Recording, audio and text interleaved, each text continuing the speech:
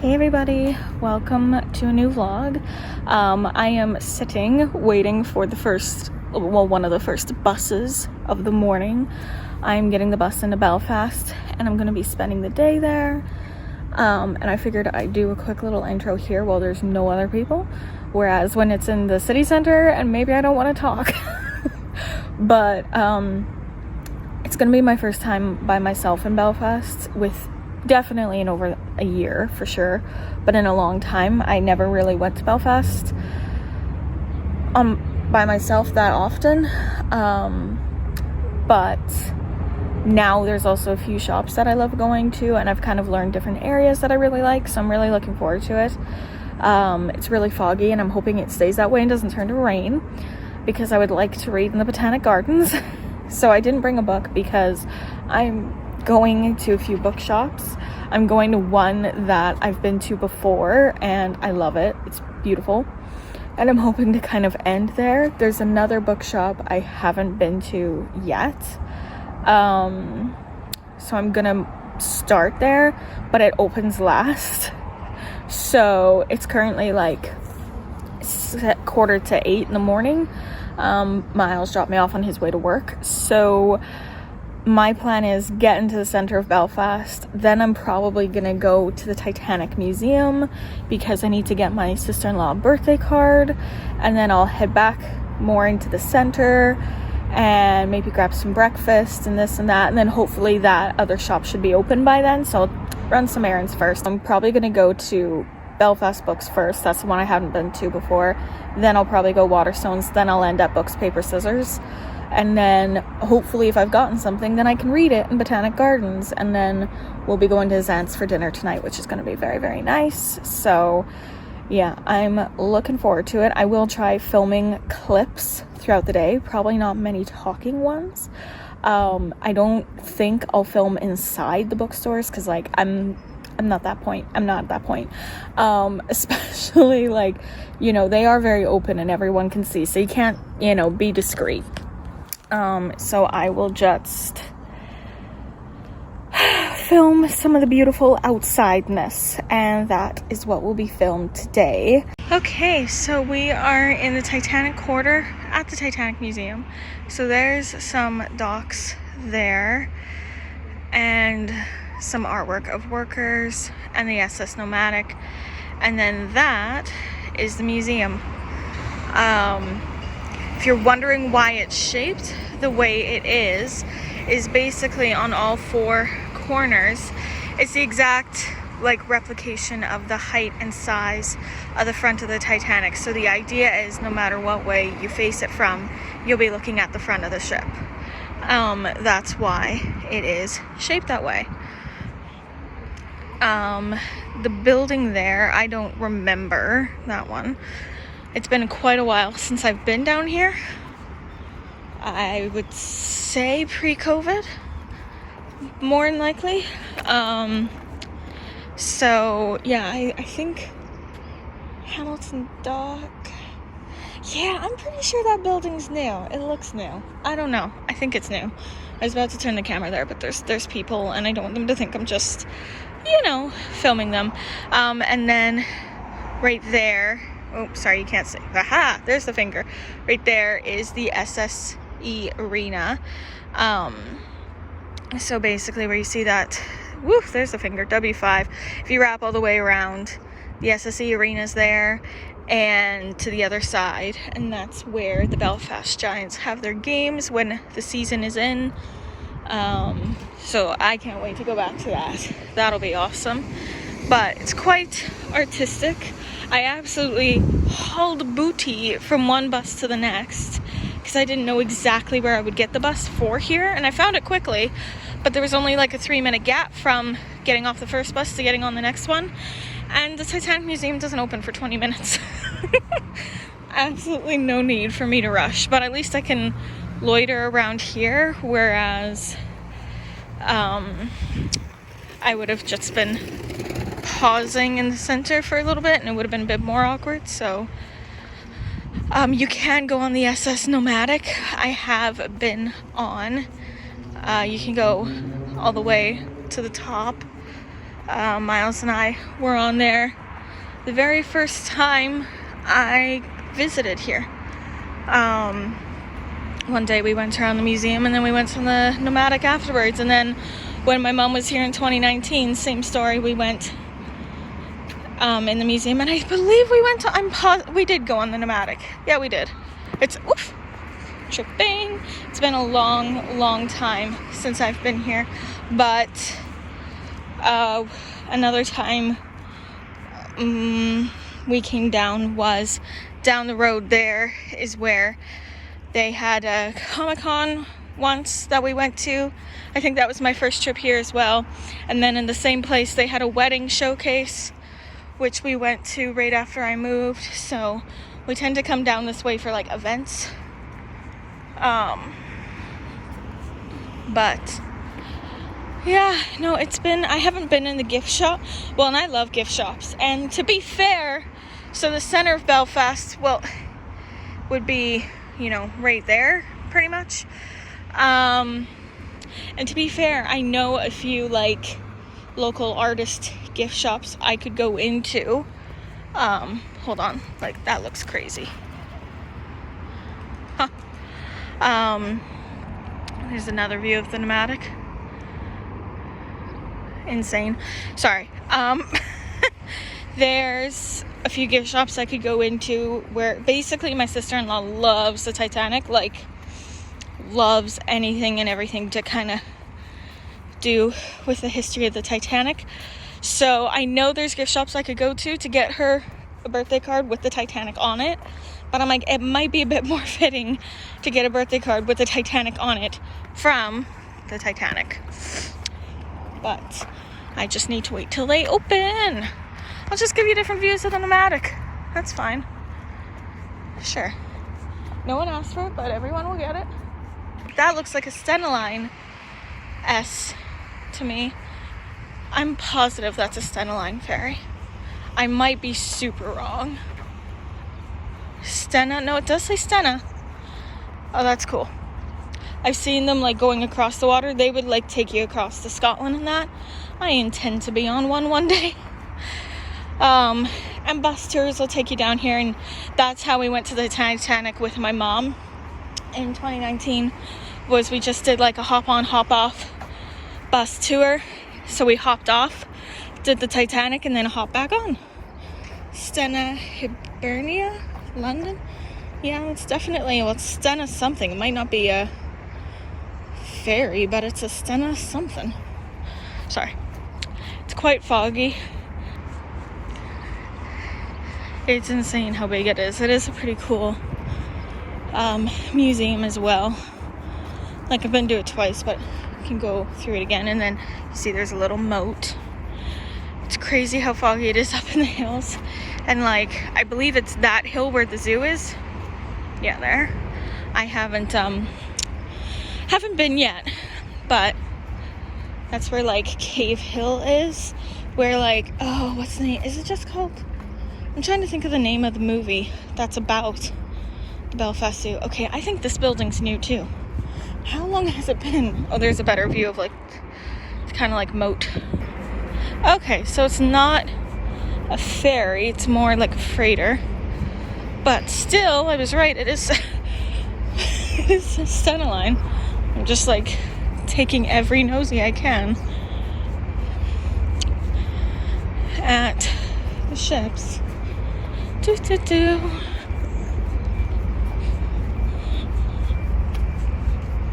There we go. That's it. Very cool. Okay. Well, I guess all that's left now is to wait.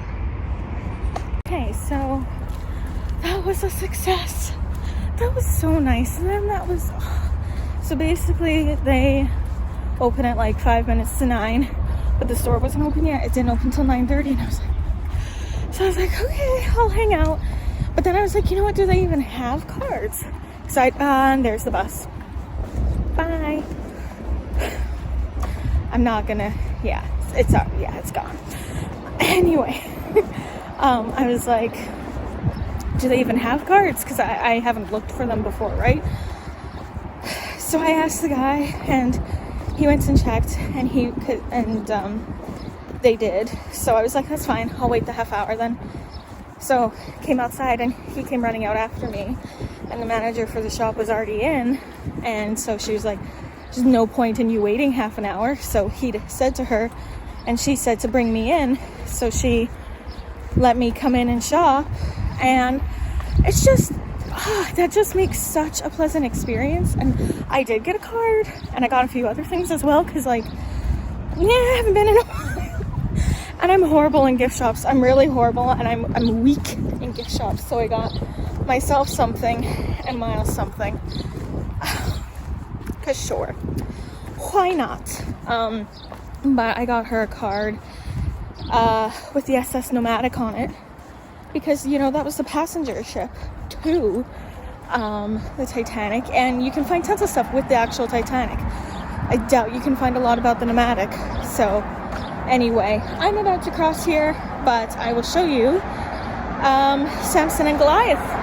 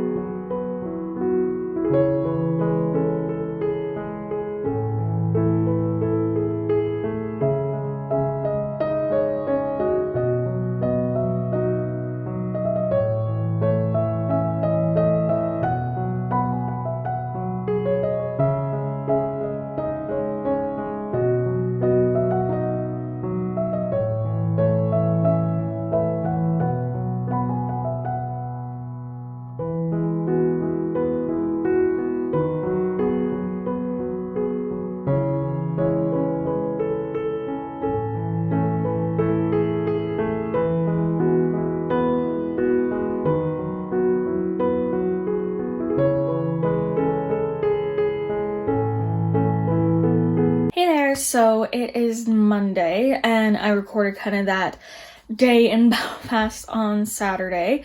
So I'm pretty much just gonna leave the vlog. I was gonna do a whole weekend vlog, but I ended up getting really busy yesterday and was just hanging out with my family, which was great. So I didn't really vlog at all. So instead I'm just gonna leave it as like a day in Belfast, but thought I would kind of let you know how the book shopping went and what I got and things along that line. I hope you enjoyed the little clips of, let's see what all, well, you definitely saw the Titanic Quarter area.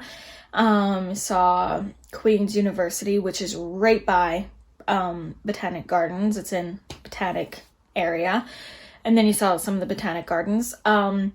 Sorry if any of the clips were a little bit too fast, especially with like the glass building. If it was too short, because basically I kept, every time I like panned over, people would be there, and I don't have the tools for editing yet really, where I know how to or can blur out people and faces and that. So I just cut that bit out because that just felt more right. So anywho, the book shopping went really well. So once I was done at the Titanic, I went and had breakfast, and then I took the bus to Belfast Books, which I hadn't been to before, and that's up on York Road. So I was like, kind of like distancing wise, I went like, you know, Titanic Quarter, back to the center of Belfast, York Road, back to the center of Belfast, up to Botanic area. I was all over the place, but it was really good. I will leave like links to the bookshop's websites in the description below. So basically, Belfast Books they do both secondhand and new. I think they're moving a bit more towards new. Online on their website, I think it's new books, but in store it's secondhand. And the guy was lovely. We had a really great chat, and I got C.S. Lewis's The Screwtape Letters. I adore the Chronicles of Narnia. I love it so much, but I've never read anything else he's written. And this sounds like it's going to be fairly dark and different, which I'm looking forward to.